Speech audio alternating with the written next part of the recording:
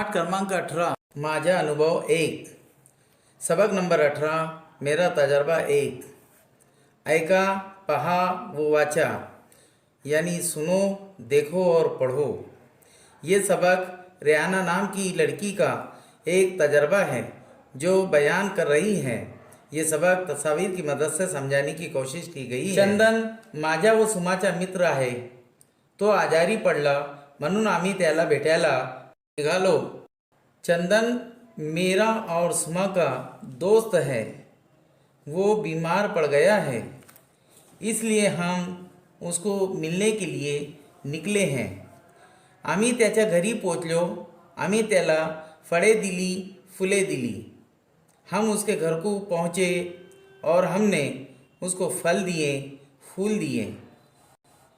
काळजी घे, वेळेवर औषध घे, सुमा म्हणाली। अपनी तबीयत पर तवज्जो दे और वक्त पर दवाई ले, सुमा ने कहा। तू लवकर बरा हो, मग आपण खेळू, मजा करू, मी म्हणाले। तू जल्दी अच्छा हो, फिर अपन खेलेंगे और मज़ा करेंगे, मैंने कहा। चंदन म्हणाला, रेहाना, सुमा, तुम्हाला भेटून मला आनंद झाला, आता मला बरं वाटतंय। चंदन ने कहा, रेहाना, सुमा, तुम्हारे को मिलकर मुझे बहुत खुशी हुई, अब मुझे अच्छा लग रहा है। चंदन ने आमचे आभार मानले। निघताना चंदनचा चेहरा हसरा दिसत होता, हे पाहून आम्हालाही आनंद झाला। चंदन ने हमारा शुक्रिया अदा किया। निकलते वक्त हमने देखा कि चंदन का चेहरा खुशनुमा नज़र आ रहा था।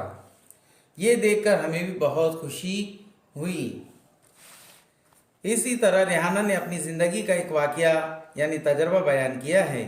प्यारे बच्चों, इसी तरह हम भी अपनी ज़िंदगी में होने वाले वाक़यात या हादिसात को बयान कर सकते हैं। शुक्रिया। ओके।